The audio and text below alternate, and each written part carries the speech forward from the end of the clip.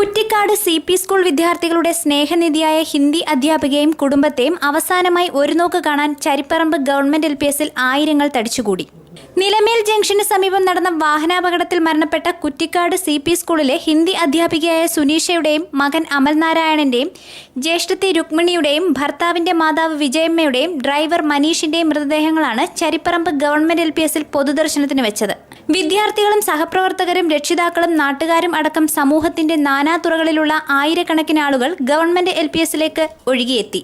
വിതുമ്പുന്ന മനസ്സും നിറകണ്ണുകളുമായി തടിച്ചുകൂടിയ ജനാവലിയെ നിയന്ത്രിക്കാൻ പോലീസും ബുദ്ധിമുട്ടി. നാട്ടുകാർക്കും വിദ്യാർത്ഥികൾക്കും ഒരുപോലെ പ്രിയങ്കരിയായിരുന്ന സുനിഷ ടീച്ചറെ ഒരു നോക്ക് കാണുവാൻ തടിച്ചുകൂടിയ പൊതുജനങ്ങൾ നിരാശയായാണ് മടങ്ങിയത്.